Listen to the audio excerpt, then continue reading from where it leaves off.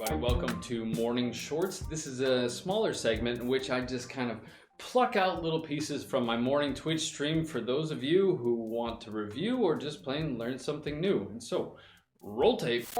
There we go. First up today, we've got economics, everybody's favorite. I like this one. So this is some of that beautiful, very visual vocabulary.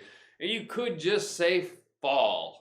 And especially fall suddenly. Fall suddenly and not very gracefully. But yeah, if you're happy with fall, stick with fall. Or you could say prices tumble at an alarming rate. And when you say tumble, as I just said, it means to fall, and particularly not gracefully. You wouldn't say that somebody was walking on ice and then just tumbled. Typically with tumble, we think the idea is like he tumbled down the stairs. And so it's very visually evocative, head over heels, painfully. But how are they tumbling? They're tumbling at an alarming rate. Anytime an alarm goes off, anytime an alarm rings or sounds, it is something to be worried about. An alarm is a warning, and so this is a cause for alarm, a cause to pay attention, to maybe be worried. And why is that? Because falling prices might sound like a good thing, but economists agree that deflation, the opposite of inflation, could be very bad news. Now, inflation, if you've got a balloon and you blow it up like that, to inflate, let the air out, to deflate. Now, but economically, inflation occurs when there's an excess of money in the system.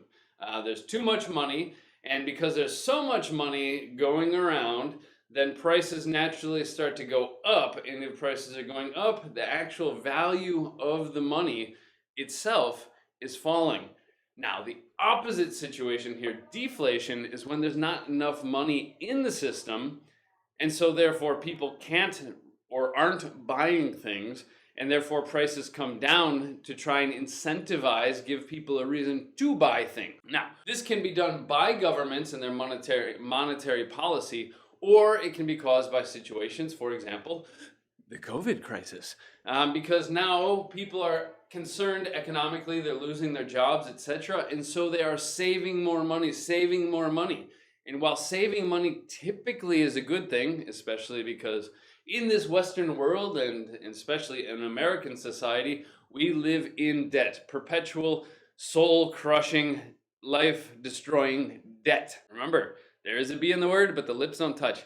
Debt. You would think that saving money is a good thing, but it also means if they're saving, they're probably not paying off their debt, paying it back to the banks and the credit cards. Saving it, they're also not buying things. These stores are already in trouble due to a lack of consumers out in the streets, and now the few consumers there aren't buying anything, which further jeopardizes the businesses, and the system goes around and around and down the drain. It's one of those situations that can then snowball. It starts really small, but as it rolls, it grows, and it can become a larger problem in society. Even though the government issued those economic stimulus checks to try and stimulate the economy, people are just taking the money and saving it in case things get even worse. But so, deflation. Not enough money in circulation, and then causing prices to go down. Ta-da! Economics, straight out the gates.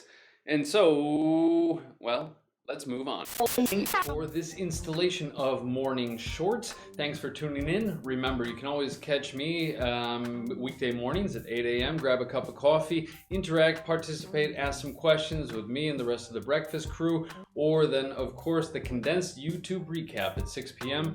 Otherwise, hope to see you around.